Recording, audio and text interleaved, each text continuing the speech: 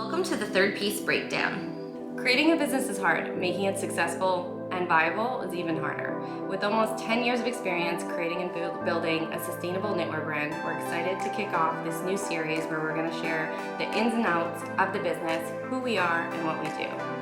I'm Kristen Lambert, the founder of Third Piece. I'm Hayley Mabry, the brand director here at Third Piece. Follow along with us on this continuous journey while we build the next American sustainable fashion brand. Hey. Hi. Hi.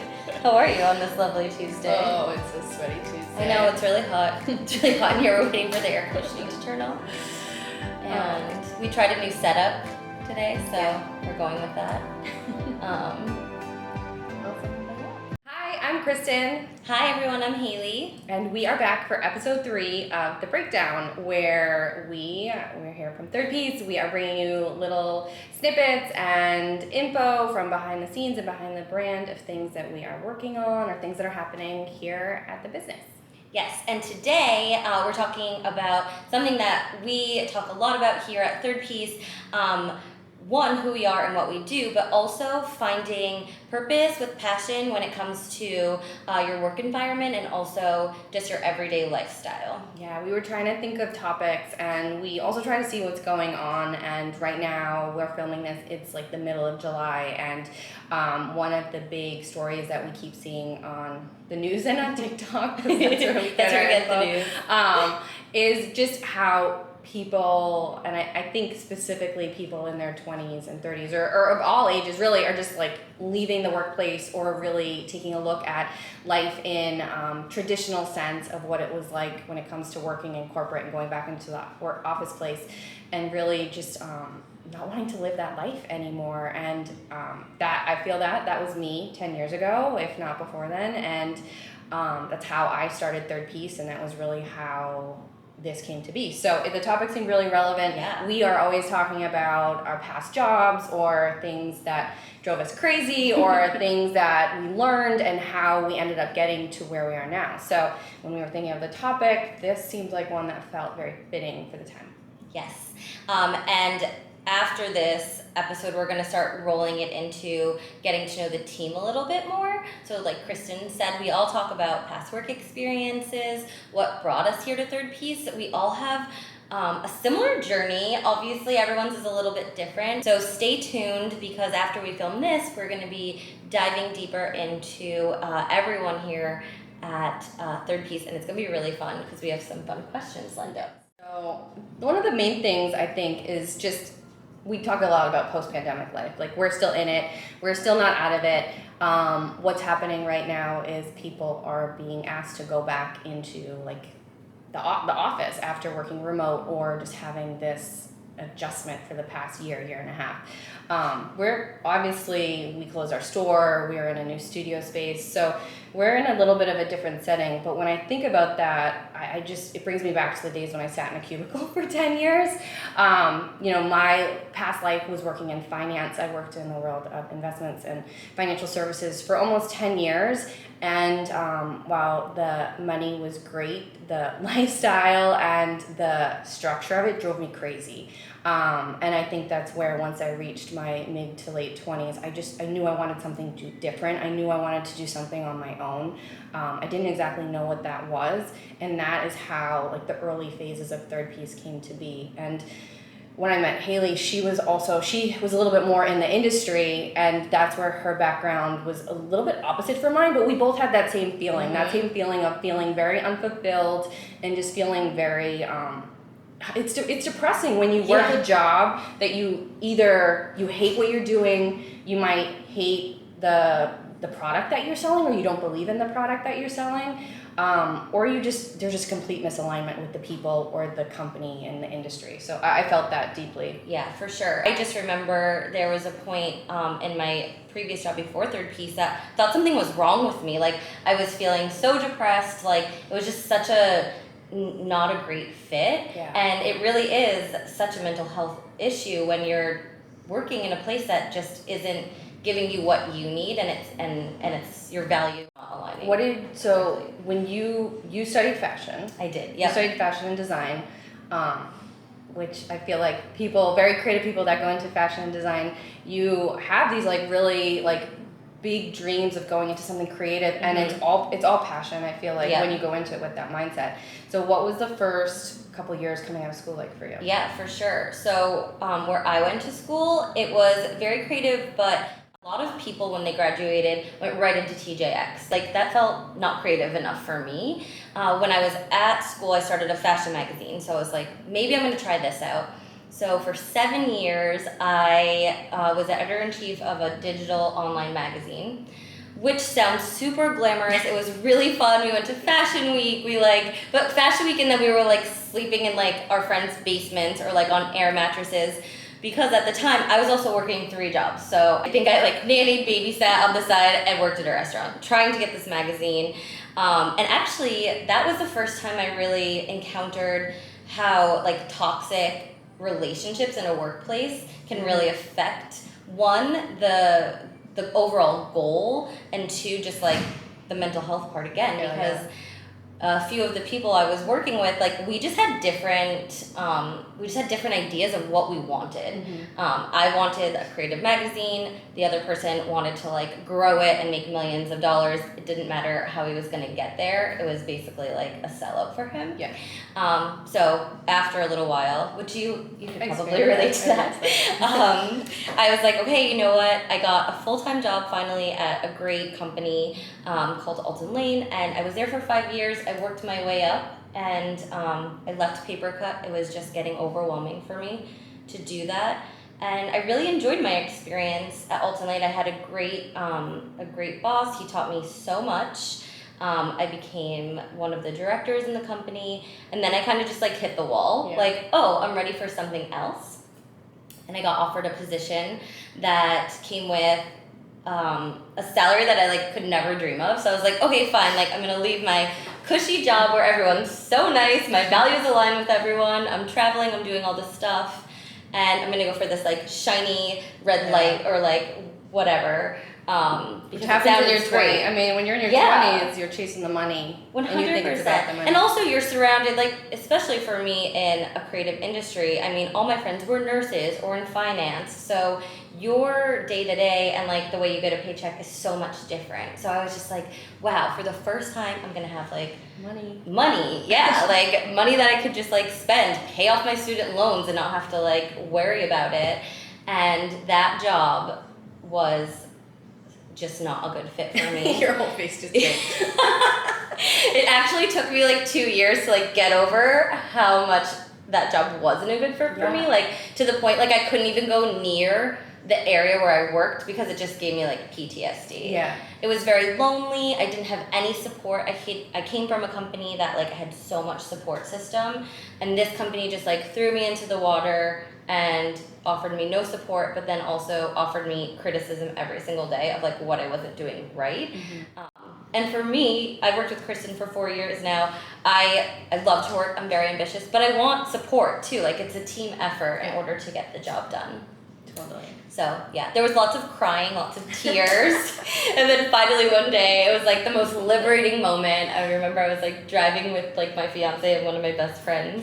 And I was like, I'm quitting. Like, this is awesome. And Dan was like, do it. And then, And then I had the summer off, which was great, until I started bothering Dan. And he was like, are you going to get a job or are you going to sit out on the deck all day and tan? So I found Kristen. I found Third Piece. And it was like really a magic moment. Yeah. So it really is kind of fate how things kind of come to be. Yeah. I'm a big believer in the universe kind of lands you and puts you in different positions at the right time for a reason. So literally Haley responded to the window sign. I was like walking by in the South End and I was like, oh, there's a store. This is great. It's 3 blocks from my house. It's a fashion company. I've never heard of it before. And I think the funny thing is, like when I was doing the magazine, Kristen was starting Third Piece kind of as I was starting to fizzle out. So our paths, I got the chills. Like our paths probably crossed or would have crossed if I had like kept doing that a little bit longer. Totally. It's a small city. I know.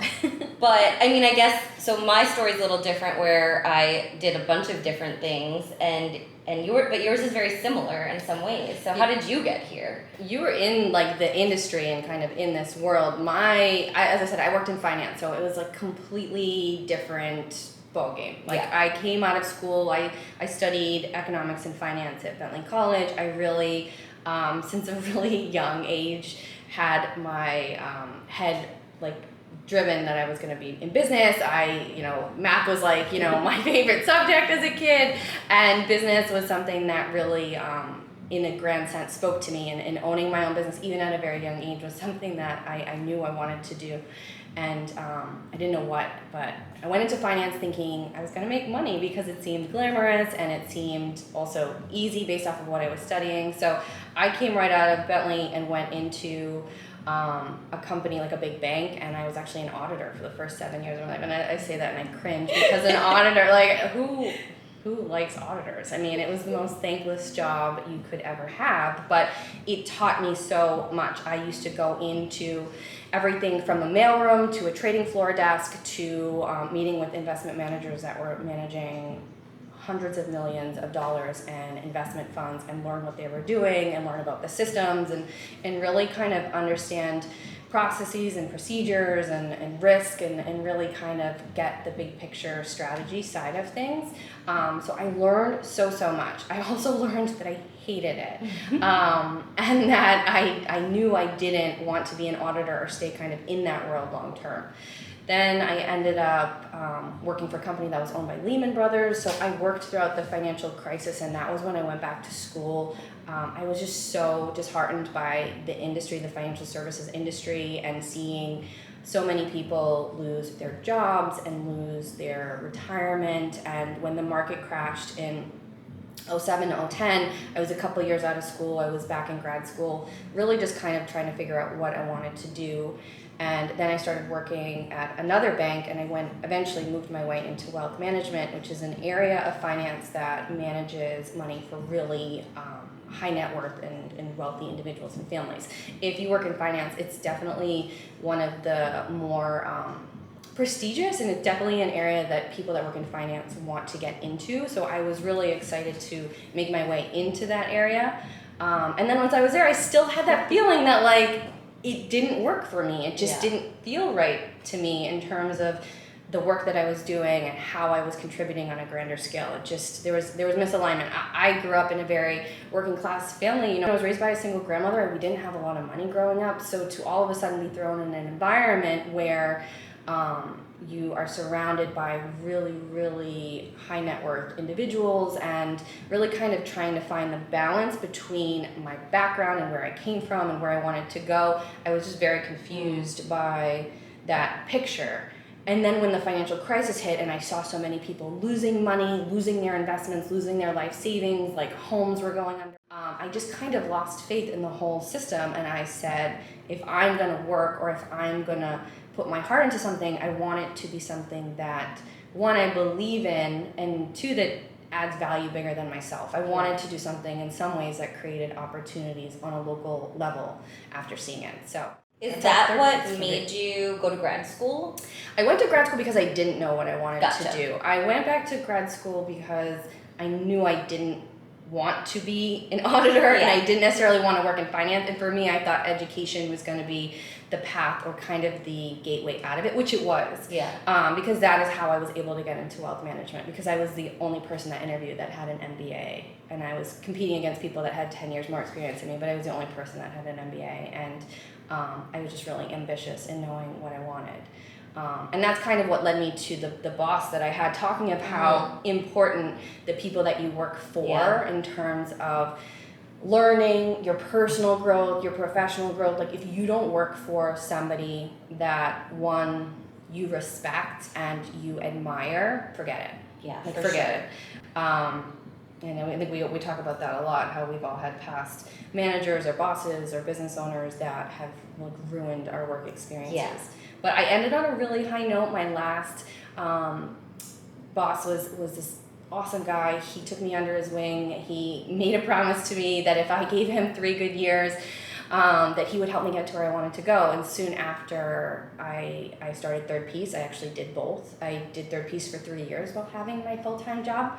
And I was honest with him about it, and he kind of helped me get it off the ground, and that's how I was able to do it in the beginning. That's amazing. Yeah, I think that's the best kind of leadership style, is always giving you the truth, good criticism, Yeah. constructive criticism, but always kind of letting you know that there's something else that's there for you. So like, do this and like maybe you'll get here, or you know, once you get here, we'll talk about it and we'll get you here. And then also you having a say in it. Yeah, I think that exactly. was the one thing. Like I trusted him enough to be honest and say that my goals are not here at the bank. My goals are not to Right. aspire to become an executive.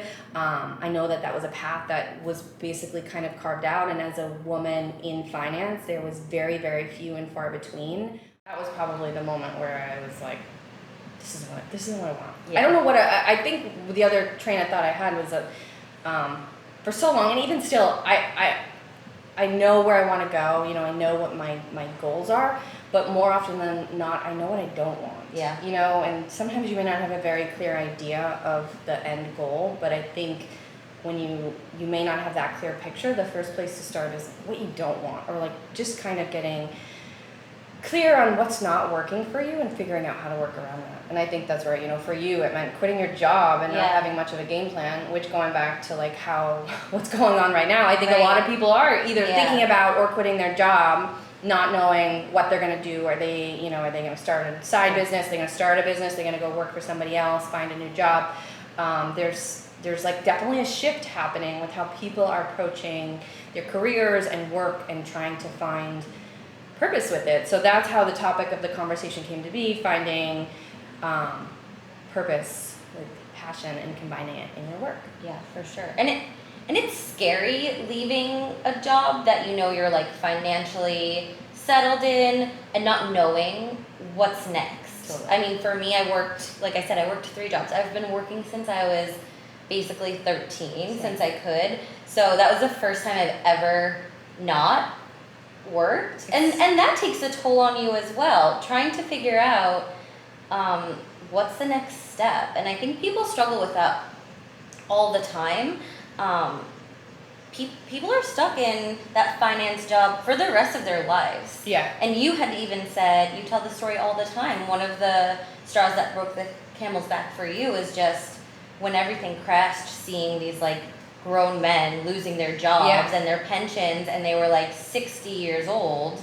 I didn't want to 6 months away from retiring. Yeah. There's no promise that you're protected, even if you've given your whole life to a company. There really isn't. I think when it comes to employment, I think people put a lot of just that. They put promise into a company, or they put promise into a role that becomes their identity, and it just was very sad when like you see people, like I just remember seeing like people go down to HR and literally come back, or not even be allowed to come back, and their things would get boxed up and sent out to them out in the lobby. And like that was just a moment where I was like, I couldn't imagine being put in that situation where I didn't have control, or at least know that something was gonna, like the ship was going down, and not being able to either voluntarily jump off or to like say I want to be a part in making sure that the ship moves forward.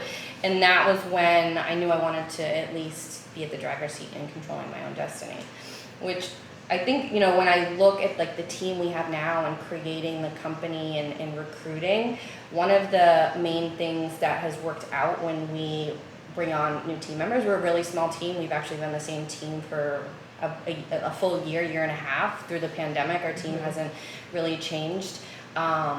We also we've been kept it pretty small because we have such good synergy that you know, adding in a new flavor can really kind of change things, sometimes for the good and sometimes for the bad. So we've been trying to get by the last year and figure out what this new process as an e-commerce company looks like for us, and then we're starting to think about the roles that we need to fill and the people and the personalities. I remember one of the things that I knew I wanted to be different in thinking about the culture and my role as being the leader is just really creating an environment that felt collaborative first and foremost. I just remember being in my 20s and feeling like I couldn't speak up, you know, that I didn't have enough experience, or my job was to sit there and take notes, and my opinions or like the questions I had, I kind of waited to the end to maybe ask a more senior person. Like I really never felt that the corporate world that I was working in at the time was one that I felt included in, and that I could speak up. So one of the things that I've worked really hard over the past couple of years to foster is to create a really collaborative environment. I've learned this, the hard way. Like in the beginning, I didn't exactly know what I was doing when I was a new entrepreneur. I didn't have the expertise. I didn't have like the skill set to really understand how important communication is throughout building something. And I would keep a lot of stuff to myself, and I didn't want to either like create uncertainty or let people know that like the business was struggling. And like we're a new business, every new business is struggling. Like no new business knows what they're doing, but I learned a lot of lessons the hard way by keeping it internally and feeling like I couldn't share things with people. And it wasn't until I started just being honest and saying like, this sucks, or like this isn't working, or like this is awesome and this is going really well. And like really speaking, like I'm somebody that like I have to think before I speak, and I get very much in my own head. And once I learned to just try to let go of that, and that also happened once I had people around me that I trusted and that I knew that if I was to share with them what was going on, they weren't going to judge me, or they weren't going to get scared and run away. And that was like really a breakthrough in building this and getting it off the ground. You were one of the first people. I mean, like I'm a very like not emotional person. I just remember there was a time when I hit a wall and I was like, this is all going to come crashing down. That like when you're an entrepreneur, the feeling of this is all going to come crashing down, you live it every day. I lived it every day. I still live it now. And I remember looking at Hayley and just being like, I can't, like, I don't know what to do. Like, we're out of money. I don't know what the fuck to do. Like, I've been living this literally for like 6 years. And she was the first person that she was like, we got this. We'll figure it out. And, I've had a few other team members in the past that have also been there. And then other times when the company hit hard times that they couldn't handle it. So, it's hard. It's really, really hard when you're starting out. You don't know what you're doing. You might not have the capital that you need. You're working off of people's trust and faith in you. And that's where like your values and your alignment have to be really, really on point, because it's very lonely, and it really took a long time to get people around me that understood my vision and what I was looking to create. So. Yeah, for sure. I think it really does come down to values, and in those moments, like that's where I felt confident in it. And I remember, okay guys, this is what's going on. Kristen and I are opposite. Like I have a hard time, like I kind of vomit things and I'm like, oh, I shouldn't have said that. And she's very intentional, so we do kind of work well together. Yeah. But I mean, sometimes like I love the fact that you think about it. And even within the last year or two, you don't think about it too much anymore. Like you think about it, but you know it needs to come out, because because if not, we're all sitting here being like, oh, what's going on? Or what's Kristen thinking? And that is like, it's cool to see us all grow in different ways. Because we've gone through a lot of changes in the last 4 years. I think I've learned to take my leadership style from one that felt like I had to solve the problems. I had to be the one that figured out the solution, and I had to be the one that had the answers in order to deliver it to people for them to be able to act on it. That's completely backwards. If you allow people to, one, not only know what the problems are, but to give them the backstory of maybe how we got here, or what the challenges are, and really kind of put it out there. People, you're all so talented, and you're all come from very different backgrounds. That's where some of the ideas and solutions and ways that we've grown have come to be, by me putting it out there that we're dealing with this supply chain issue, we're dealing with this vendor that, this hasn't come in on time, or, this website issue's going on. And that's where, I don't have to be the one that has all the answers. And that was a real breakthrough moment for me in being an entrepreneur and figuring out what my role as a leader is and has to be in order to move forward. Yeah, for sure. I think too, we all really respect each other's opinions. Totally. think the corporate world did teach me is how the people you work with have such a big impact on you as an individual. Yeah. That like you can come in, jump into your cubicle and say like, I'm gonna do these things today. But if the person next to you either hasn't done what they have to do, or if they're having a bad day, or if their dog died, like whatever it may be, like their energy impacts you and the team and the environment so deeply. And I think the beauty of the team here at Third Piece is that we all really, we try to leave our shit at the door. I think that really is kind of one of our first things, is that like the space that we've created is one that feels very light and inspiring and meant to be a place that brings our creativity and our talents together. But at the same time, we all know each other a lot. We spend a lot of time together, and I think we also deeply understand and respect. And also, there's also the freedom that if you're having an off day, or if you're working through some stuff, then you need to take your time, because if you are not in a place where you can do the things you need to do in order to contribute to the business, then you don't have to, like, we're not, Right. I always say we're not, brain surgeons, we're not saving lives, we're just making hats.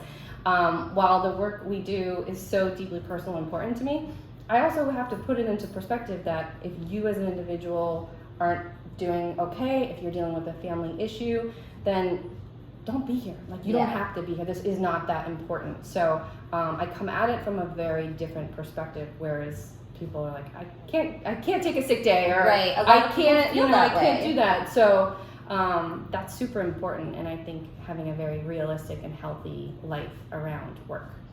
Yes, for sure.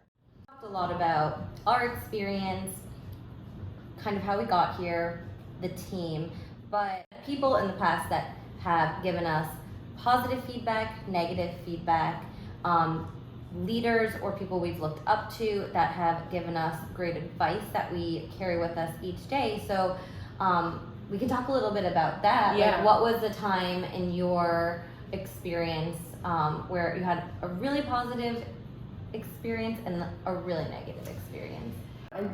In thinking of like a specific experience, that was something that I was like, this makes no sense to me. I remember that I used to work on team-based projects, and at the end of every project, everyone got like a feedback evaluation. It was just bullshit templated form that was like, this is your, it's kind of like called the shit sandwich. Like, this is what you did good, and then this is what you did bad, and like, this is what you need to improve on. And it was very much like a check the box at the end of each project. Everyone gets this feedback form, and it felt very impersonal and inauthentic, like you were just a robot. And I just remember it was a project, like I was in Toronto for 3 weeks. I was like busting my ass, working like 80 hours a week, and we identified all these things, and in my opinion, and based off of the opinion of like the project manager, it was a really well done project. And she came back to me, and basically the manager, the director from above, said, well, nobody's 100% perfect all the time. So there was a deliverable that was late, or something that was not 100% in the performance that was done on that project. And she came back to me and had to add in that like I delivered this one document to like a day past the deadline or something. And it was something so immaterial and like I'm getting like fired up thinking about it. But it was just something that was so inconsequential that just made me think like, this is dumb. Like, this is just really dumb. It's not making me feel better about doing my job. It's not making me want to do my job any better. And it just felt very old and antiquated, and just a very inhumane way of creating a team culture.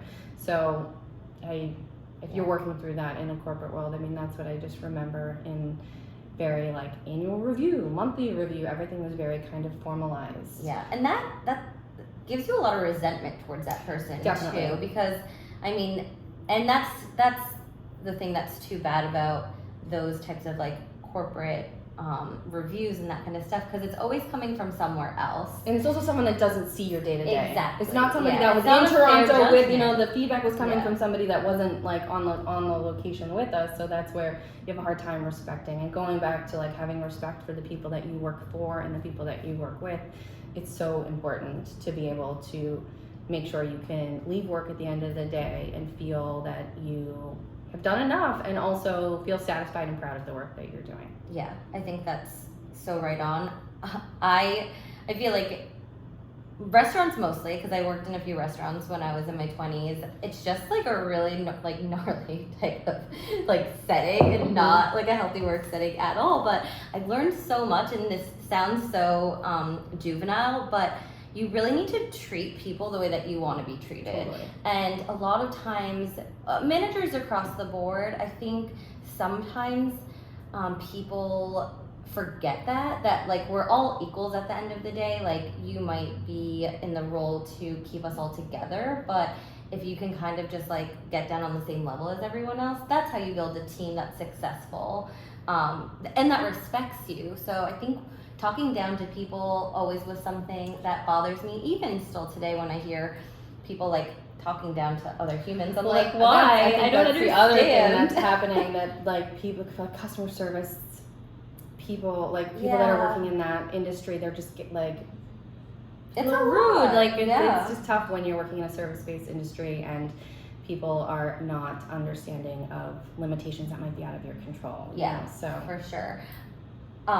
It makes me think. So I've been listening to this Matthew McConaughey book called Green Lights. I have to like plug it, but it's all about experiences in your life that could be green lights, yellow, or red. But most of the time, how the red lights end up being a green light. So if you think about us saying like these negative experiences. Yeah. For you, it was negative, but now as you bring it into third piece, you know what you don't want. Totally. So that's a green light. For me, watching people or even having people talk down to me or giving me feedback in not a constructive way, that's a green light, because I don't want to talk to people like that. I don't want people that are working with me. you don't want to spend 4 or 5 days a week with someone like that. Yeah, exactly. So I think like as silly as it sounds, I mean, it's just like all the negatives end up in our lives like coming into positives. Yeah. It's so cliche, but it is very I know, it's so true. The universe brought us all together here at Third Piece. It truly did. What was some advice that you got before Third Piece or even while you're in Third Piece that really resonated with you and that you carry on still today? Some of the best advice as an entrepreneur in building out the team and thinking about who you work with is that the beauty of being a business owner is that you get to choose who you do business with and how instrumental those people are. So in the beginning, when you really can't afford much, you can't really put a job rec up and like interview people, and you're kind of working off of people that might be helping or volunteering or friends or acquaintances that are just trying to kind of fill the seat. You're just trying to get by. And then when you start to really think about how, like, what does the company need? What do I need? Like, what is the support system that has to be built out? Those are all like things that like there's no textbook that can teach you that. There's no textbook that's going to teach you how to hire the right person. The only thing I can say that has helped me in now and getting to where we are is that, like what I said, I just started talking, and I'm a very introverted person. I'm very quiet, and I just worked past it and trying to like talk and share and communicate as much as possible, and also saying how I feel. For many years, I never said how I felt. I put other feelings above my own. I let other people's problems overshadow my own, because I always thought like I'll be fine. I'm always I'll get by. I always get by, and that's not a way to live. I think that's where speaking up, getting clear on first what I didn't want and what I wouldn't stand for, that helped me. Like you said, the red lights become green lights. It helped me get very clear on what I wanted and what was needed in order to grow the company. Yeah. For sure. I think confidence has a big part in it too, and Totally. it's hard to have confidence when you're doubting yourself or you have other people doubting you. So I feel like, and just when you just don't know, like when you just don't know what you're doing, like Google really was the main tool that I used for so long, and even still, like a lack of expertise or a lack of knowledge is what often would make me freeze and think that I couldn't say something, or that I didn't know what I was talking about, or I didn't want to reach out to somebody. So you just have to get comfortable with that and know that, like, if you don't know the answer to something, all you have to say is like, I don't know the answer to that, or like, I'm gonna look into that. And I think the more honest you can get with yourself and where you're at, people can't help but respect that. Yeah, I agree. I think that was probably one of the best pieces of advice I got from a few people before was like, if you don't know, it's okay to say you don't know. Yeah. But as long as you say, I'm gonna have a solution, or let me try to find that out for you. I mean, being truthful and honest in anything that you do, it really comes back to you Totally. in a lot of ways, instead of kind of making something up off of the cusp, and then that comes back to you too, because you're like, ooh, I have to like stick my foot in my mouth because I actually didn't know what I was trying to tell you, or I don't have the answer and I lied. Or just going back to like being truthful and honest, like sometimes being quiet. That's me. Mm-hmm. My problem is being quiet. Yeah. That I would rather say nothing than cause a conflict or disrupt, like, you know, a relationship. So I try not to live by those rules or put those limitations on myself anymore. Yeah, I agree. It is a interesting moment when you feel like you have a little bit more of a voice. Yeah. I was super shy growing up, and even through high school, I just feel like society and people, I think it's they a always ego want to thing. just tell you that's not right or give you judgment, and I feel like it's so hard to get past that. And there was a point in college where I just like remember like feeling more confident, and I do think that was like my jobs when I was waitressing. Like, you have to stand in front of people and Yeah. present yourself and be able to give answers and feel embarrassed sometimes, feel humbled sometimes, you know? Like, I think those are the best lessons, are when we have to kind of like sit with our like embarrassing things that happen and be like, okay, what am I gonna do next? But I mean, I think like this whole conversation is really great, because I'm sure people that are listening or people that are out there are probably struggling with like, you're not happy, you might not be happy at your job, or you're not sure what to do next. Yeah. Like right now people can do anything. The that's internet the gives you the free will to start your own company, start your own, really anything that you want, but it's how do you take your idea and start to succeed with it and build something that you want. What would be your advice to someone starting out a company who's not really sure the direction, or building a team? I think you have to Going get very into this. clear with yourself. Yeah. Like, for me, it happened around year 3. That's when it was really, the business was growing. We went and almost doubled in a 12-month span, and the business was really starting to take off. And that was when all of the problems happened. There was ideas, you know, like you go into a business and you have grand dreams and visions, but there wasn't a true plan and vision that was kind of outlined, and the foundational team that was in place was just not on the same page. So if you're working with somebody, if you're in a situation where you're just not aligned, maybe like you said, someone wants to grow super fast, or somebody wants to grow more naturally and organic, or somebody wants to go into one direction and then another, and if you're not having the conversations to make sure there's alignment there, then it's just a recipe for disaster. For sure. So for me, you know, I was the primary investor, I was the primary financial backer, and I was focused on it full time, and I didn't have a clear sense of where I wanted to go. And it was all fun for the first couple of years, and opportunities were coming in and things that I just couldn't say no to. And then finally, when shit got real and there started to be real money involved and money invested, the problems just came like one after another, and I just didn't have the expertise, and I had never been through it. You know, no one ever prepares you for the moment when you are at a standstill with your co-founder because you don't agree on the future path, or your commitment levels are not the same, or your paths are just really misaligned. So I just remember Googling like, what do you do if you and your co-founder are like not in agreement? And there's really nothing you can do besides having difficult conversations, having to figure out what the exit strategy looks like, or shutting it down. Yeah. You know, like it's very scary when you put a lot into a business, and then if you figure out a way out of it, and if the business continues, you know, whoever's kind of on the outside of it, you have to rebuild and figure out what that looks like. So it took me another 3 years to rebuild on my own and put the plan that is now in place into motion that was contingent upon me. And I spent a lot of time reflecting. I spent a lot of time on my own I'm a really deep thinker. Like we were talking about, like I'll sit in my thoughts for a long time. But for me, I had to go through that in order to get really clear on what I wanted and what I wanted the vision to be. Yeah. And I think that kind of brings this conversation a little bit full circle, is you started to align yourself with people that had the same like fundamental values. Totally. I think when we were talking about this episode and what we wanted to say, the one word that just kept popping up was values, values. And that's why we're so excited to have some fun with the team and do these interviews. We have some fun questions. We're going to talk a little bit about each other. We're a family. I think that's like one of the things at Third Piece too, is like we probably know each other all a little bit too much. It's going to be interesting when we start to grow, and then we'll come back and do another conversation about how you have to like rein things in a little bit.